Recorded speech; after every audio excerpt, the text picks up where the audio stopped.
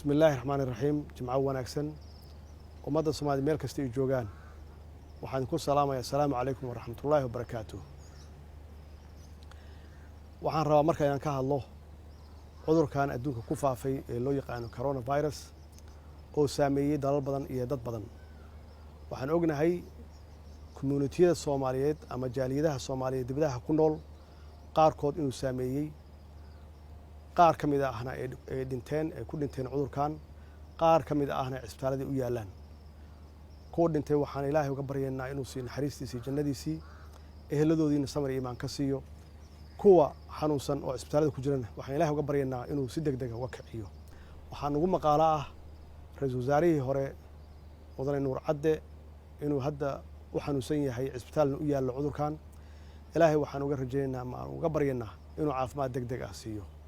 kuwa kale oo Soomaaliya iyaguna xanuunsanna inuu Ilaahay ka kiciyo si dhaqsi ah uga kiciyo cudurkan waxaa la xaqiijiyay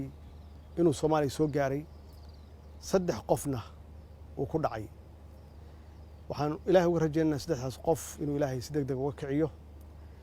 waxaan aaminsanahay oo aan rabnaa inaan soo dardaaranno ama isfarno ka daba tagiisa waxa ka wanaagsan ka hortagiisa waxa ugu horeeya dadku inay nadaafadda ilaaliyaan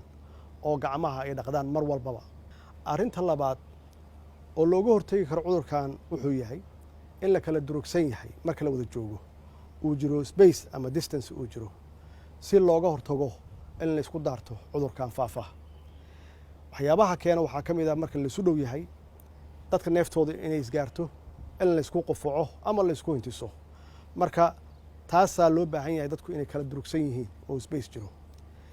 tan saddexaad oo muhiimka waxay tahay haddii qofku uu kari karo inuu gurigiisa joogo uusan ka soo bixin hooygiisu ka soo bixin waxyaabaha ugu badan oo la isqaadsiyo waxa way baabuurta la isla soo fuulo iyo meelaha mujtamacu isugu yimaado waxaan kale ka dardaarmayaa dadku inaysan isugu imaan meelaha lagu kulmo ama meelaha bulshada isugu timaado maxaa yeelay meelaha ugu badan oo dadku ay ku kala qaadaan waa isu imaanshaha iyo soo dhawaanshaha waxaan ugu baaqayaa ummadeena meel kasta ay joogaan inaan cududeena isu geenno awoodeena isu geenno aan u wada jirno aan u midowno sidii aan uga hortagi lahayn cudurkan faafitaankiisa ummadda Soomaaliyeed meel kasta ay joogaan dibadda iyo gudahaba waxaan ugu baaqayaa inay raacaan ama u hoggaansamaan awaamiirta caafimaad iyo badqabkooda oo ah inay joogaan guryahooda Ilaahay waxaan ka baryaynaa cudurkan meel kasta ku faafay adduunka inuu Ilaahay ummadeena ka badbaadiyo